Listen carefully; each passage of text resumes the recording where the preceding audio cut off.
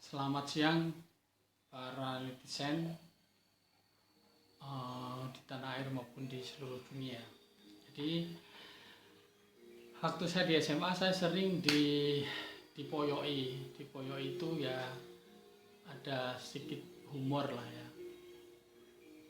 Panggilan akrab saya itu cacing, Permes. Mungkin teman-teman saya di SMA dulu itu pasti ingat ya, yang namanya Vermes. Cacing itu berkembang biak dengan hemafrodit. Jadi dia berkelamin ganda, kan lucu ya. Dan saya kan normal. Jadi saya hanya prinsipnya itu ya menerima aja candaan dari guru-guru, dikatakan cacing karena waktu saya terlambat yang lain lari-lari, saya masih santai.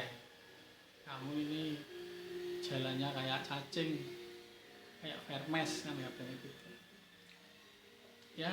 Tapi di dalam perkembangan selanjutnya itu kadang-kadang mengusik ya keinginan tahu saya mengenai makhluk-makhluk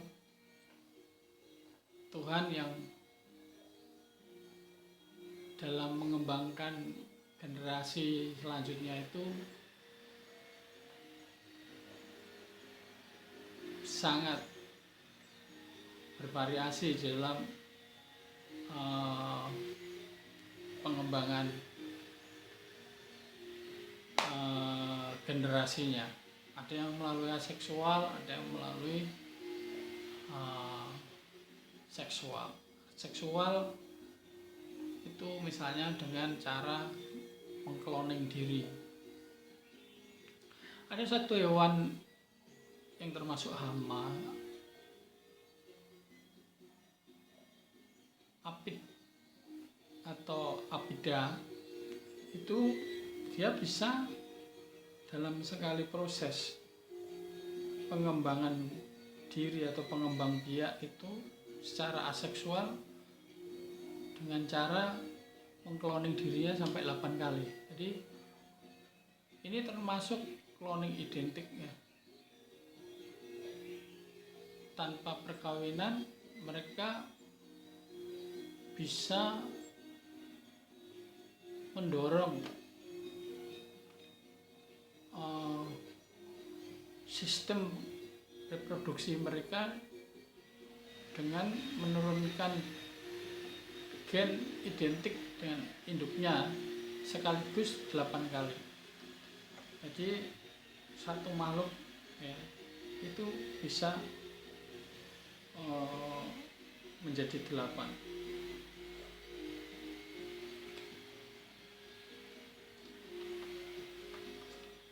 Kemudian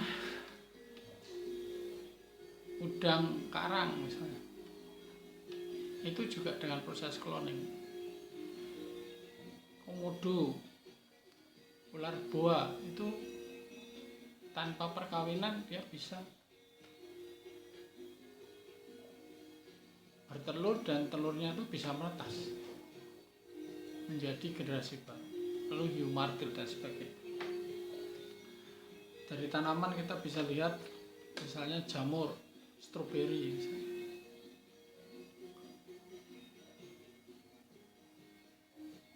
Jadi di sini sebetulnya masalah cloning itu kan sudah ada sejak dari dulu melalui alam. Jadi manusia ini hanya mencontoh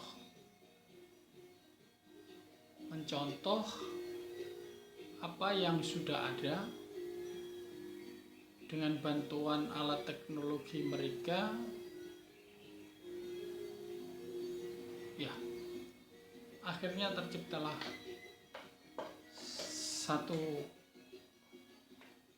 teknologi baru, rekayasa genetika, memungkinkan mereka membuat generasi baru, makhluk baru yang identik dengan induknya. Misalnya di Cina ada Song-Song sama Hua-Hua, ada Dolly ya kan. Terus manusia yang memang dirahasiakan keberadaannya, yaitu baby Eve misalnya. Jadi ilmu pengembangan atau perkembangbiakan makhluk hidup melalui cloning ini sudah berkembang, terdiri dari 3 kelompok, yaitu cloning rekombian, cloning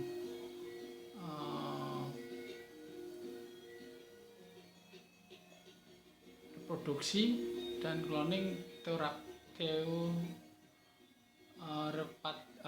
pengobatan itu loh, teorapik ya, pengobatan dengan tujuan untuk cloning, untuk tujuannya pengobatan, teorapik. Pada rekombinan itu hampir mirip dengan bayi tabung ya.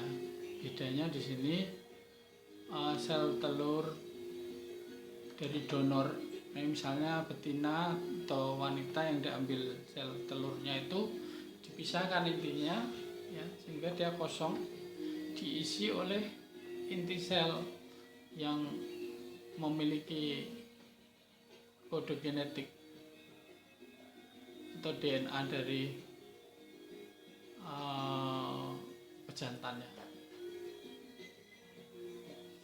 Jadi inti sel dari yang jantan dimasukkan dalam sel telur kosong itu dengan bantuan listrik ya, mengalirkan listrik ke sana melalui satu alat. Kalau dulu mungkin petir ya, sehingga terjadi kehidupan di dunia. Kalau sekarang kan dengan bantuan alat itu membuat sel telur tadi yang sudah diisi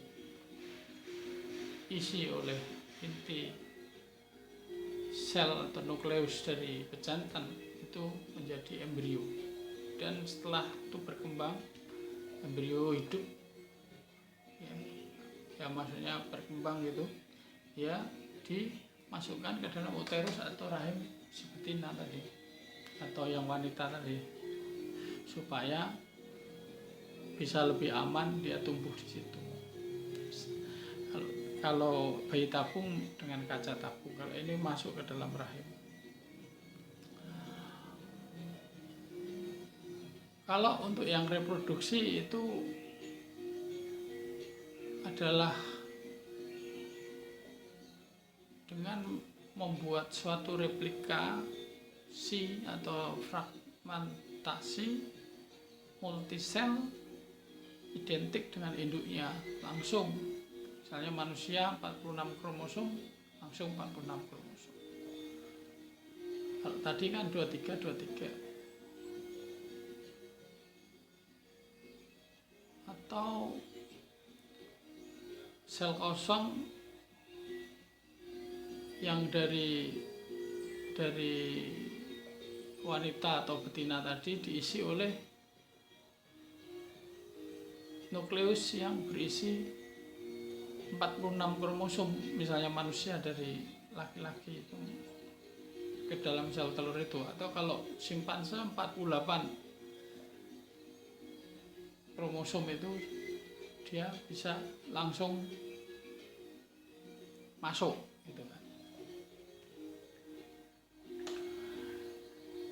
Jadi melalui eksperimen ini kemudian itu bisa membuat tadi kalau yang cloning teorapik itu untuk tujuan pengobatan ya.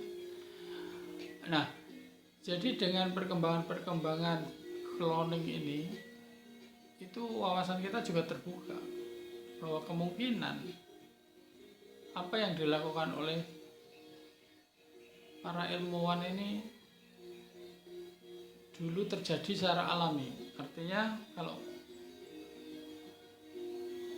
ilmuwan sekarang ini kan pernah melakukan penggabungan antara sperma atau antara inti sel manusia dimasukkan ke dalam embrio babi ya. Sehingga berkembang menjadi manusia babi, itu gabungan manusia dan babi. Dari eksperimen itu memang tidak semuanya berhasil, tetapi ada yang berhasil.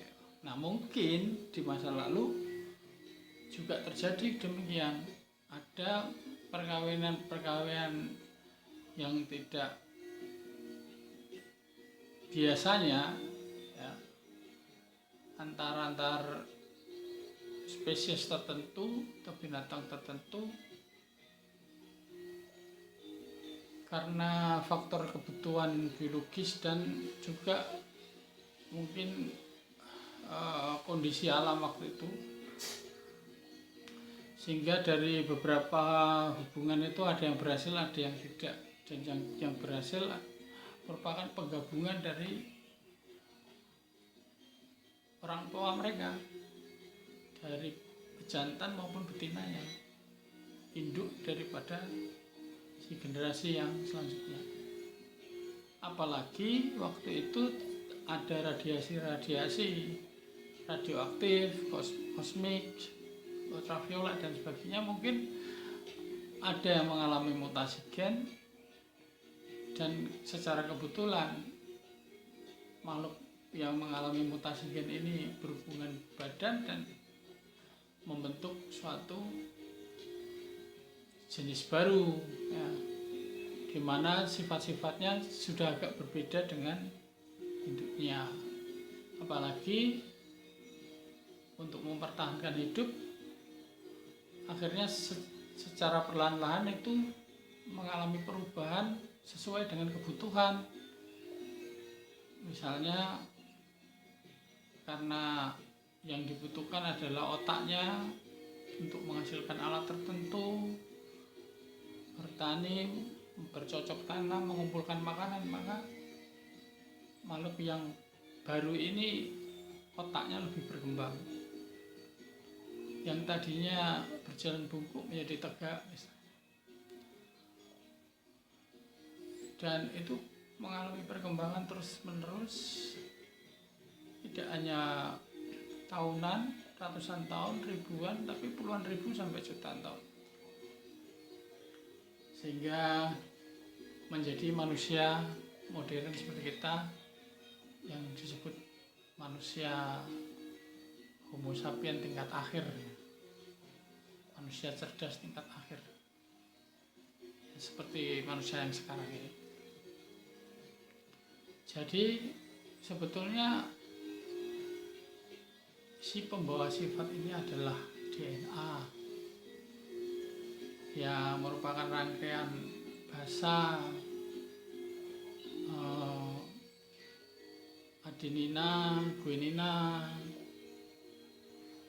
sitosina, timina ya, yang kemudian terangkai membentuk suatu kode kombinasi gen yang merupakan catatan sifat. Dia merupakan fingerprint genetik. Kalau kita ini sidik jari ini berbeda-beda, sehingga kalau ada pembunuhan, pencurian, perampokan itu bisa dilihat dari sidik jarinya, siapa pelakunya, siapa yang melakukannya gitu kan. Demikian juga dengan DNA, dia juga merupakan fingerprint genetik, artinya bahwa orang satu sama yang lain itu berbeda, sifat-sifatnya, penyakitnya, itu semua ada rekodnya itu di dalam gen tadi, dari DNA tadi. Nah, itu seandainya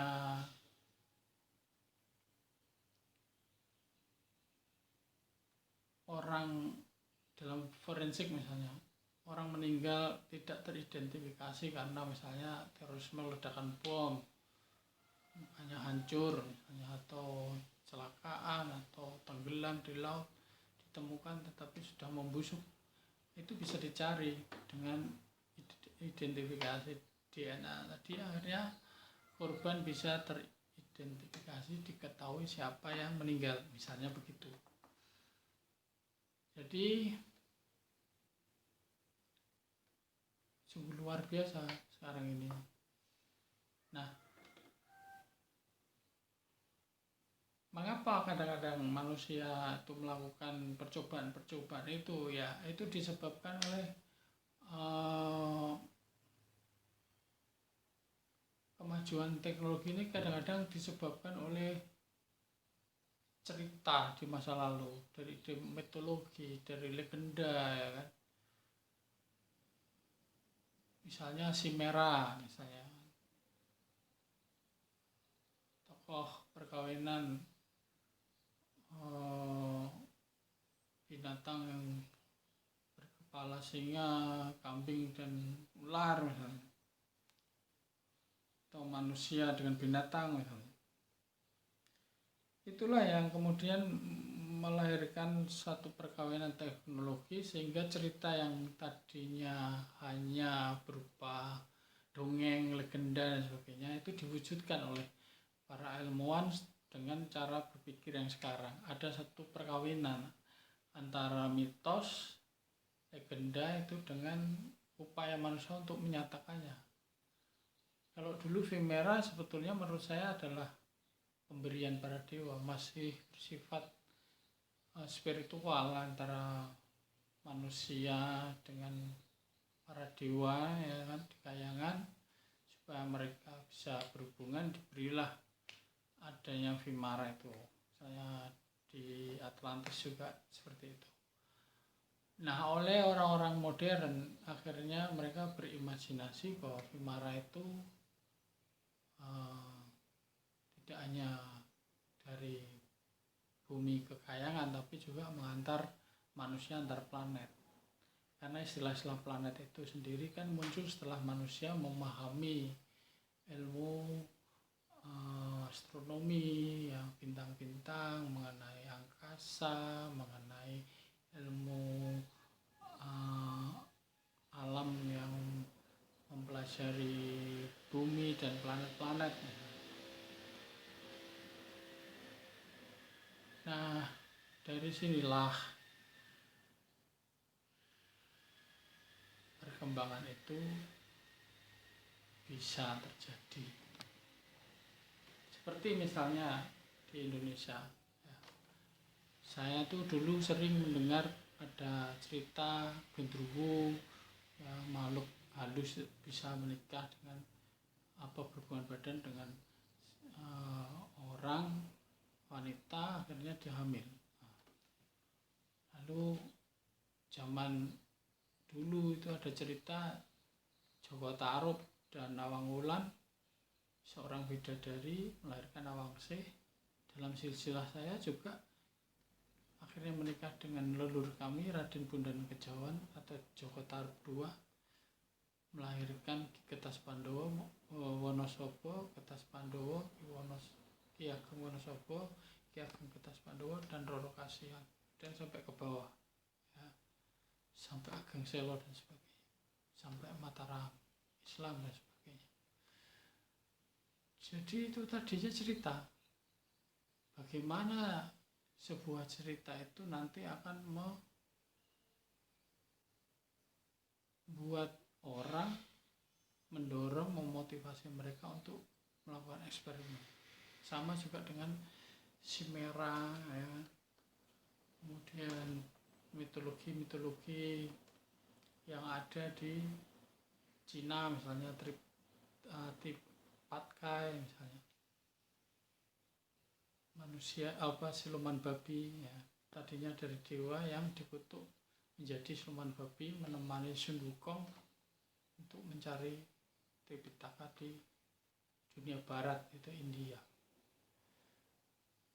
Sehingga akhirnya terdorong manusia ini zaman sekarang melakukan eksperimen, ya, kebetulan berhasil, walaupun itu mengerikan, ya,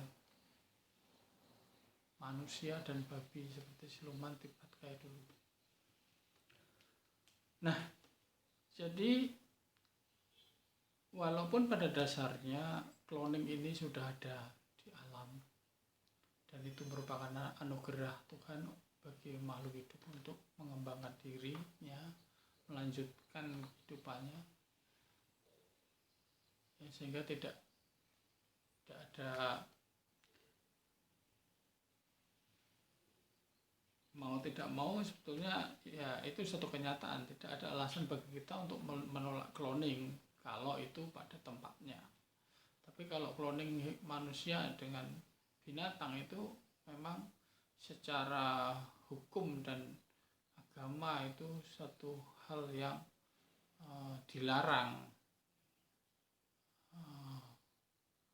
mungkin bisa dikatakan haram dan sebagainya, atau dilarang karena Paus pun juga melarang hal itu.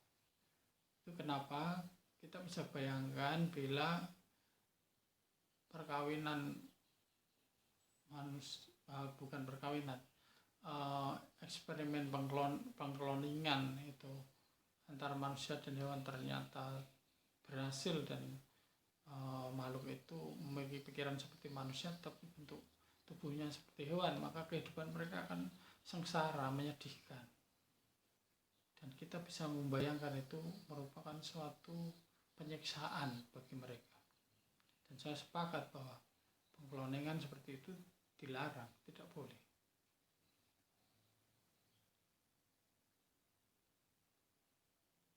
Jadi sekarang kita sudah sedikit paham ya, bahwa memang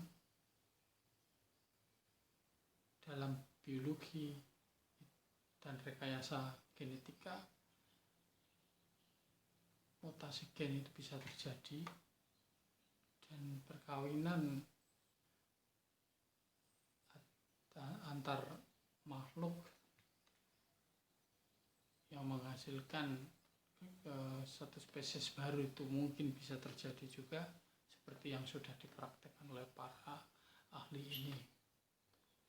Ketika berkembang sesuai kebutuhan, mana yang lebih berkembang, ketika otak yang dibutuhkan menciptakan alat dan sebagainya, akhirnya menjadi cerdas dan semakin cerdas, itu yang berkembang menjadi manusia modern yang sekarang ini.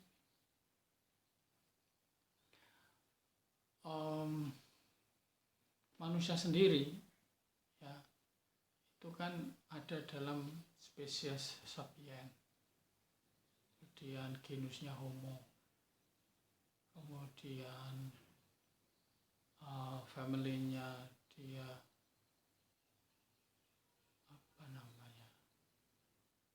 dia termasuk Hominidae misalnya, kemudian ordonya primata, kemudian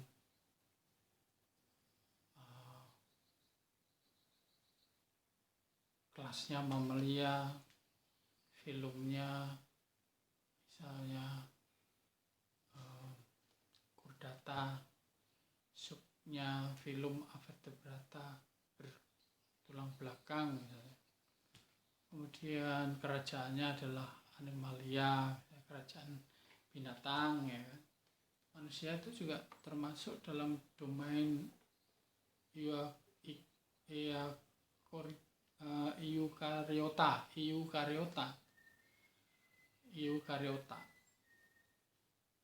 Jadi itulah yang dalam dasar kehidupan ini diklasifikasi sebagai makhluk hidup ya, kehidupan makhluk hidup. Nah, kemudian makhluk hidup seperti apa kelompoknya ya, kita masuk domain eukariota, lalu masuk kerajaan berkembang lagi hewan Animalia, berkembang lagi hewan yang seperti apa, yang punya tulang belakang, vertebrata bertulang belakang, vertebrata subfilumnya. Dalam filumnya adalah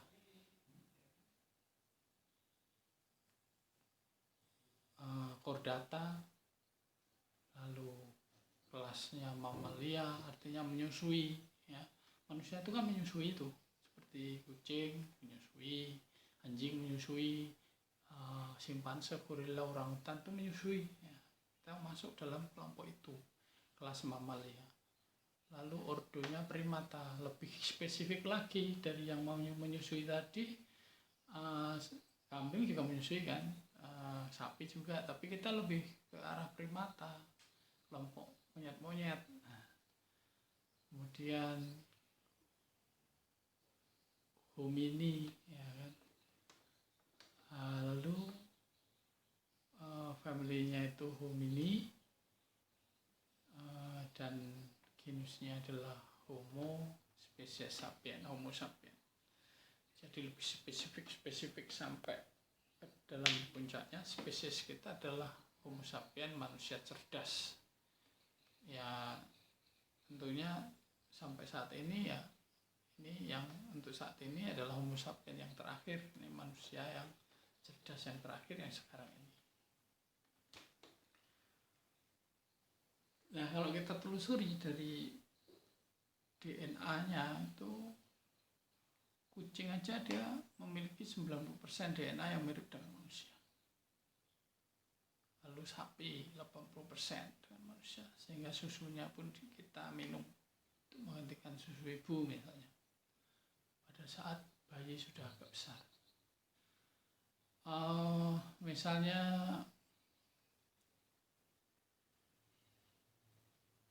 orangutan 97, kemiripan DNA-nya dengan manusia 97%. Simpanse 98,6%. Lalu simpanse kerdil atau bonobo itu 99,6%, hampir mirip dengan manusia.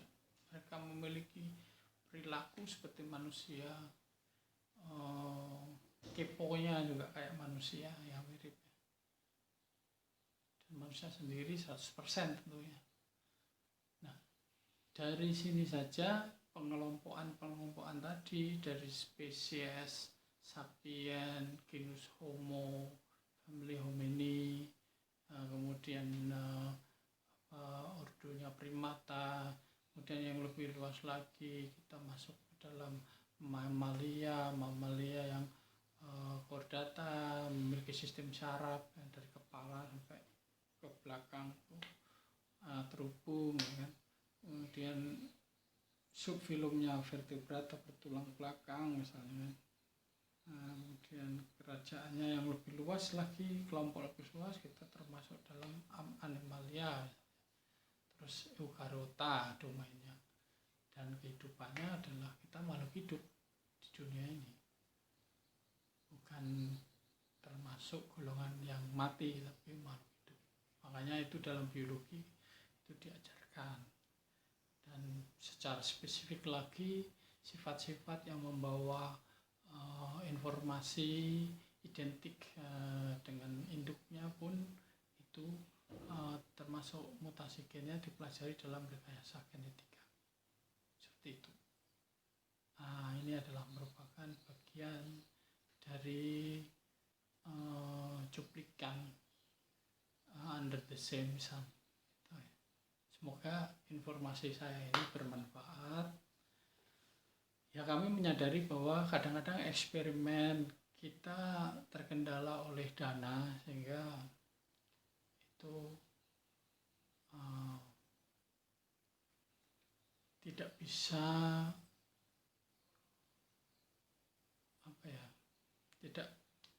kita tidak memiliki alat-alat khusus untuk pengembangan eksperimen yang ingin kita lakukan, tetapi paling tidak melalui belajar ya, proses belajar kepada para ilmuwan yang sudah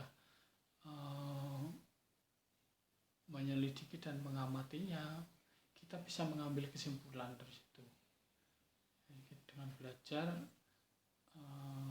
orang lain yang sudah berhasil, kita mendapatkan informasinya dan kemudian bisa kita buat untuk melakukan suatu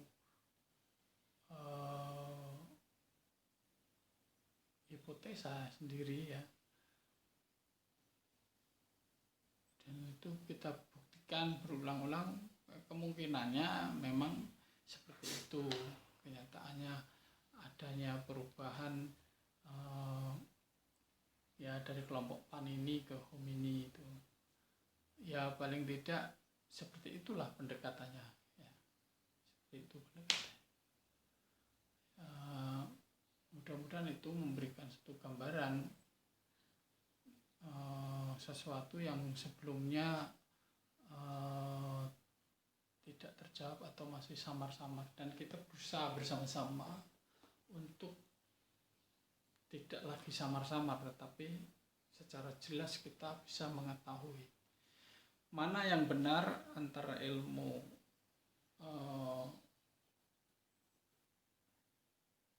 alam, teknologi, paleontologi, arkeologi, dan agama.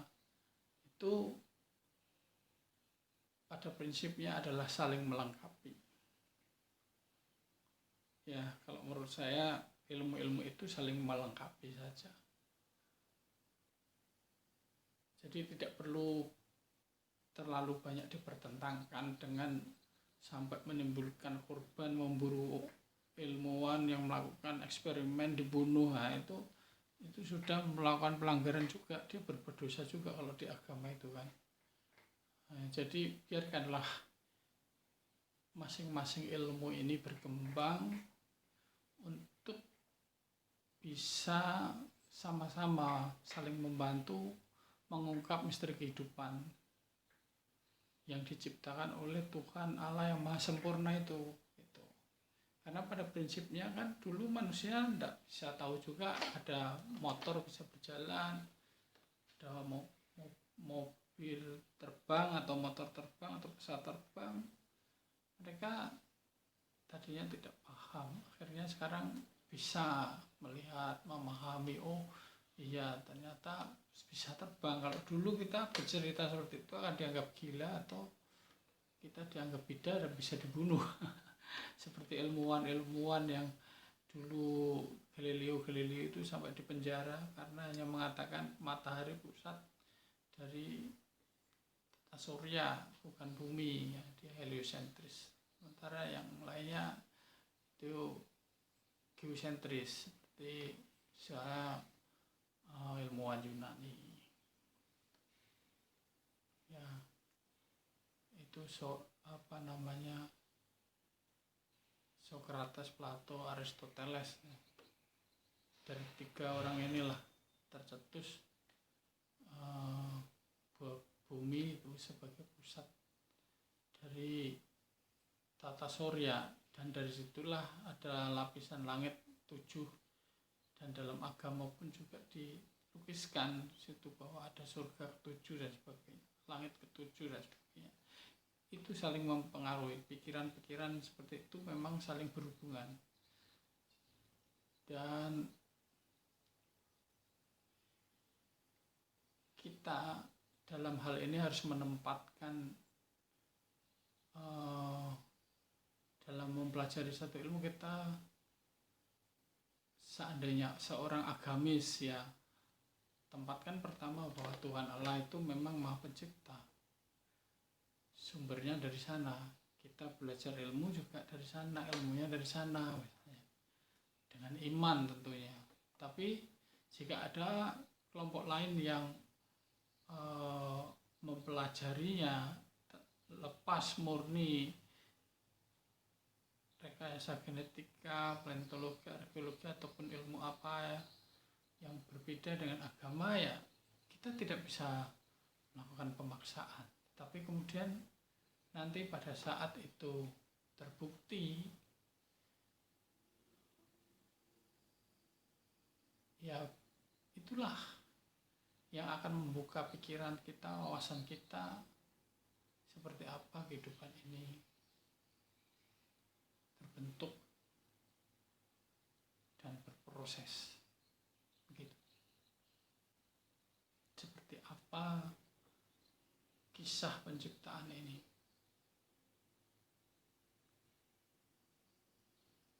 Semoga kita bisa kembali bertemu untuk bisa berbagi informasi melalui profesi kita, keilmuan kita,